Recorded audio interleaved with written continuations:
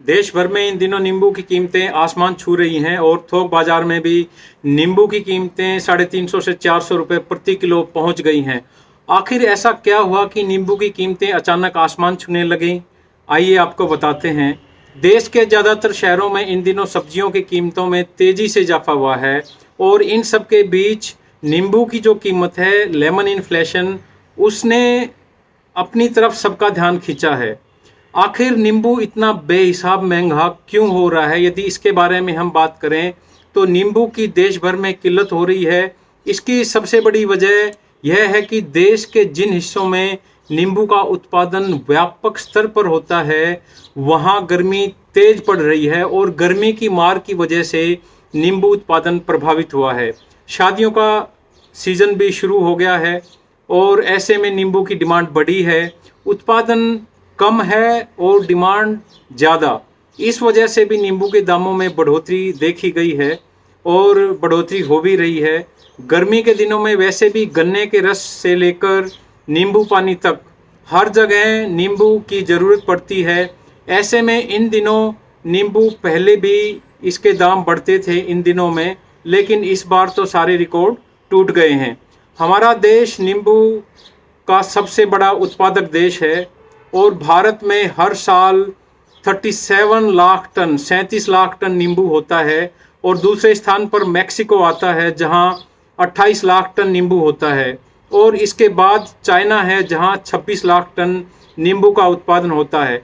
हमारे देश में 37 लाख टन नींबू उत्पादन होने के बावजूद भी हम निर्यात नहीं करते हैं, यानी हम जितना नींबू उगाते हैं उसकी खपत हमारे देश में भी हो जाती है। इसलिए सवाल यह है कि जब भारत नींबू की खेती करने वाला दुनिया का सबसे बड़ा देश है और हम दूसरे देशों को नींबू का निर्यात भी नहीं करते, तो फिर इसकी कीमतें आसमान क्यों छू रही हैं? अचानक से इतनी ज़्यादा कैसे हो गई? दरअसल इसके पीछे कई कारण हैं, जिसमें सबसे बड़ा कारण है बेमौसम बारिश का होना।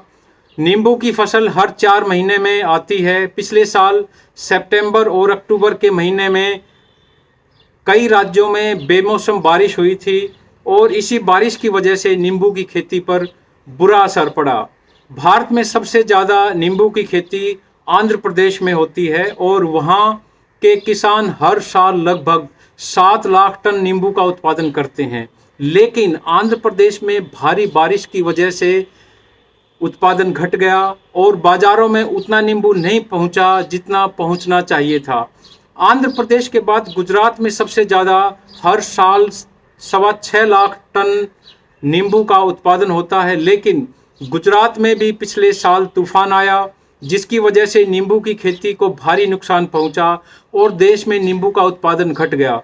महाराष्ट्र, कर्नाटक, मध्य प्रदेश और ओडिशा में भी बेमौसम बारिश ने नींबू की खेती को प्रभावित किया। यही वजह है कि देश में नींबू की कीमतें इतनी बढ़ गई हैं। नींबू महंगा होने का दूसरा कारण फिर से मौसमी है। वो कैसे, आपको बताते हैं। इस बार देश के ज़्यादातर हिस्सों में मार्च के महीने में ही तापमान 40 डिग्री सेल्सियस तक पहुंच गया, जिसकी वजह से बाजार में नींबू की मांग पहले के मुकाबले काफ़ी बढ़ गई। यानी एक तो पहले से ही नींबू की पैदावार कम हो रही थी, उसका प्रोडक्शन कम हो रहा था और ऊपर से गर्मी की वजह से इसकी मांग और ज़्यादा बढ़ गई, जिससे डिमांड और सप्लाई में असंतुलन पैदा हो गया और कीमतें बढ़ती चली गई। पेट्रोल और डीजल की बढ़ती हुई कीमतों की वजह से ट्रांसपोर्ट चार्ज बढ़ गया है। एक तो नींबू की किल्लत और दूसरी ओर बढ़ा हुआ ट्रांसपोर्टेशन चार्ज, दोनों ही महंगाई के लिए जिम्मेदार हैं। देश में 22 मार्च से यदि हम देखें तो पेट्रोलियम पदार्थों की कीमतें आसमान छूने लगी हैं।